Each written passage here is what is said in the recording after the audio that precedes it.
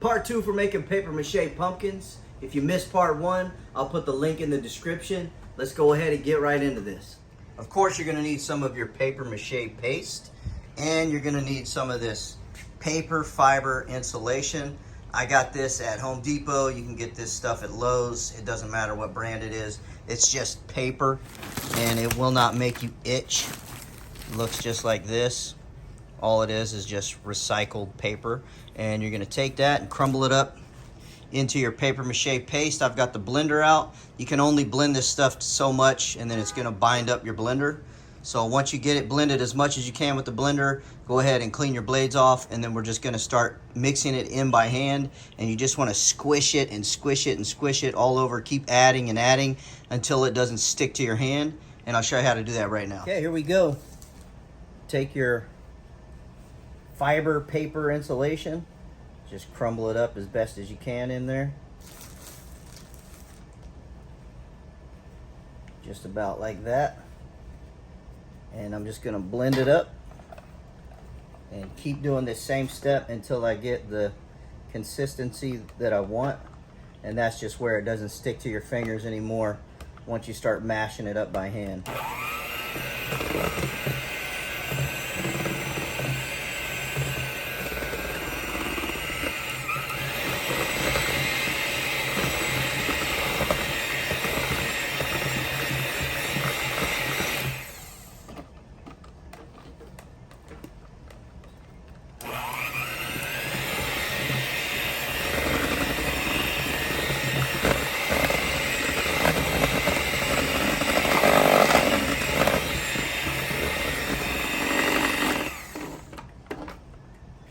Now, I bought this bag of this fiber insulation like 2 years ago, so this stuff will last you quite a while if you're just doing paper mache projects with it. And like I said, it doesn't itch or anything like that. It's just recycled paper, so perfect for paper mache paste. You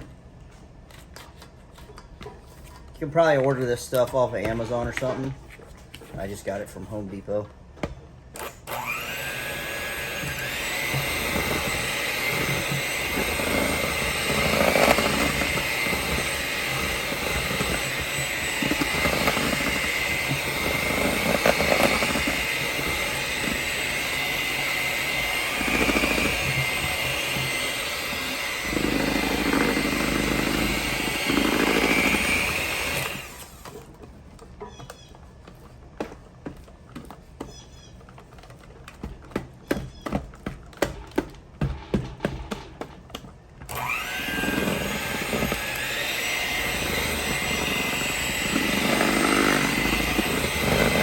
Now, I know this is kind of annoying on camera hearing this sound and watching it, but a lot of people want to see the whole process.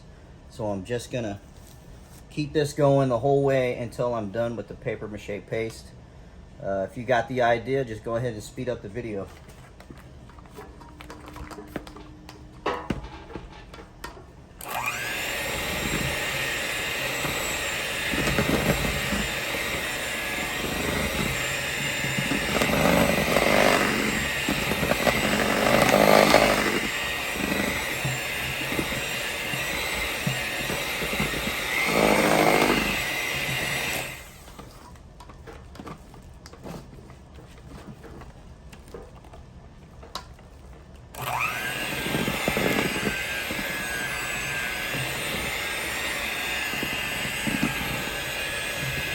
So you can hear right about here is where it's starting to bind up the blender, and that's where I'll go ahead and start mixing this with my hands. So I'm going to get the blender put away, clean up the blades, and then I'll be back to do it by hand. All right, here I'm just going to add stuff by hand. Trying to crumble it up best you can, and then just use one of your hands to get in here and mix this stuff up. That way you can reach back in your bag with a clean hand. It's gonna feel kind of funky and be kind of nasty, but once we get through this, it won't really stick to you, and it's all water soluble, so you just rinse it off with the hose and you'll be just fine. You don't want to add too much once you start getting close, because then you'll have to have more paste to add to this. Of course, you're gonna need more paste anyway, because you've got to put the paste on top of the pumpkin before you put this on there, and then you want to brush back over this with the paste to smooth out all your edges. And we'll go through all that as we go.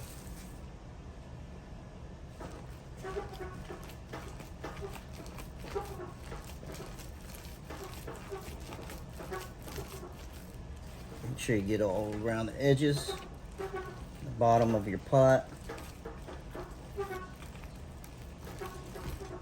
This stuff is amazing to work with. You can make all kinds of stuff with it. It's really cool. And it's really cheap to make.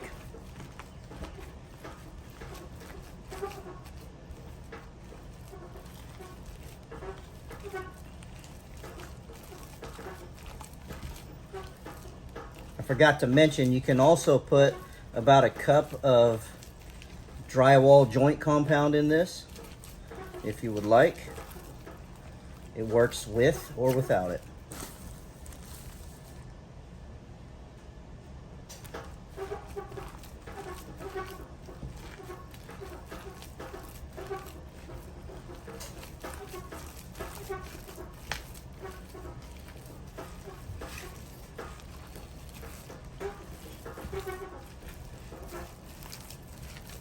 I gotta get something on this table, get rid of that squeaking. It's annoying.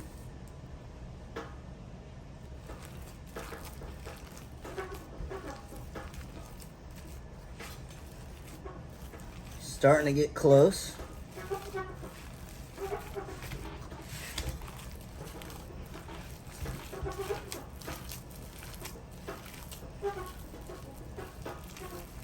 You don't want it too dry, and you don't want it too wet. You want it to stick whenever you put it on there. Like, you want to be able to put a mound on your pumpkin, but you don't want it to flop off like that. So I'm getting close. I'm going to add less and less each time here.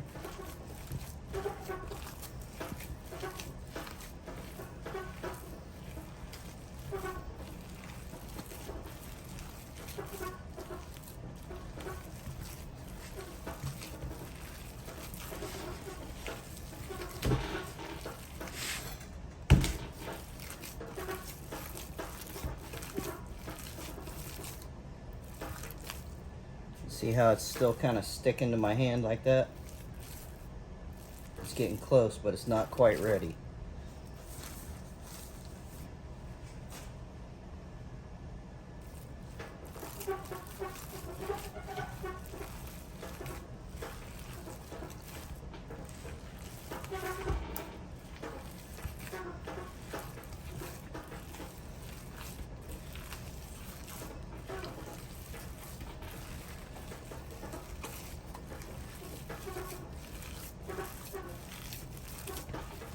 Just squeeze it really good. Get it all mixed up.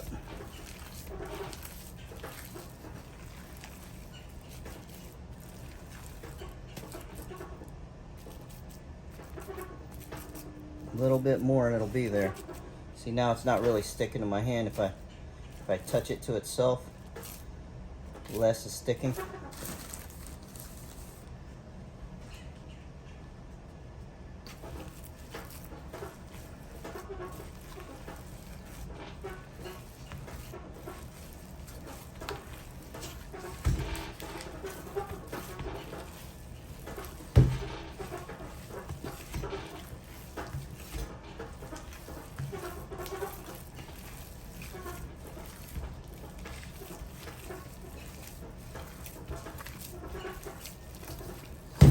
You want to make sure you get this covered up when you're done so it don't dry out on you. And if you got a bowl with a tight lid, you can actually keep this in a refrigerated area and it'll last longer.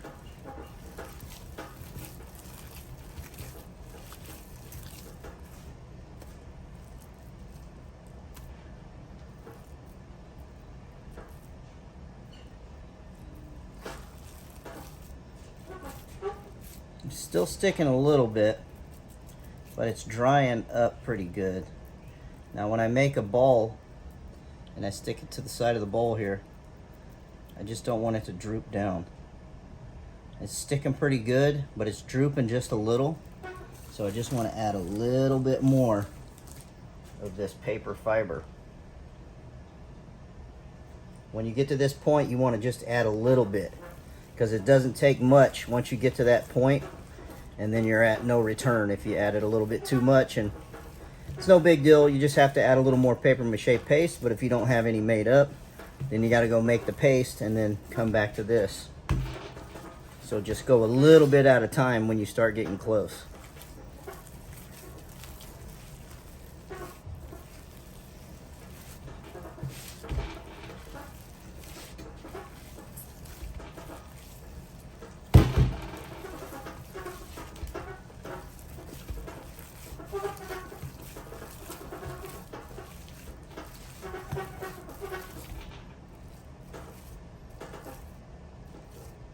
Still sticking to me pretty good. Now here's the point where you're like done mixing and you just want to add a bunch more so you can just be finished. But don't do that. Add a little and slowly mix, because if you add too much, you're gonna have to get that paste out. Trust me, I've done it a bunch of times, because you just get tired of squeezing this stuff. It's a good hand workout. Again, if you don't want to keep watching this part, just speed the video up. This is just for the people that want to see the whole process.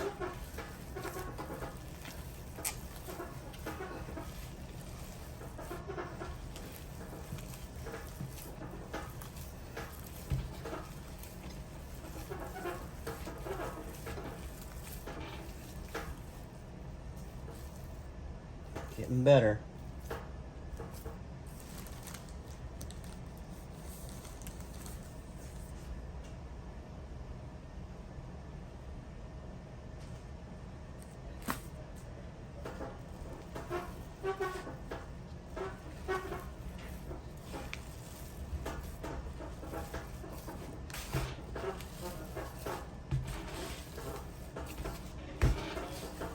Just fold it in there.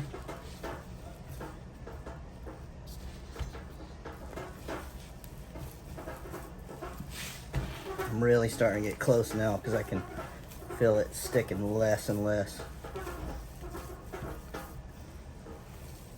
Make sure you get off the bottom of the pan there. Get all that mixed in.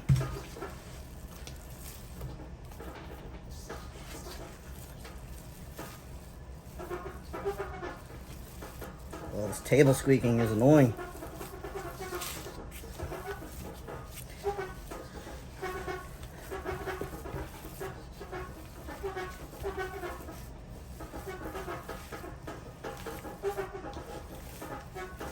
Okay. See how that just cleans up off of my hand? So now when you grab some, you should be able to just stick it, and it won't really stick to you. You're gonna have a little bit stick to you, but not bunch. So this is the consistency that I like. Hopefully you can kind of tell that on camera, because that right there, you can stick to something and it won't fall down. It's got enough grab to it, yet it's still pliable enough that you can manipulate it if you have to. So now I'm going to get some more paste made up and then start on a pumpkin. So this is a pretty good batch. This right here might do a whole pumpkin. We're going to find out. And that is it for making the paper mache clay. If you need to know how to make the paper mache paste, I will have the link for that video in the description below. Make sure when you're done, you go ahead and put this in a plastic bag, some plastic wrap, or any kind of thing that's going to help seal it up. That way it doesn't dry out till you get ready to use it. And I'll stop this for a part 2. That way the video is not too long. So part 3 is going to be applying this to the paper mache strips that we've already done, making our faces and finishing everything up. Appreciate you watching. Now, please go hit that like and subscribe button. Help me get to 1 million subscribers. Thank you.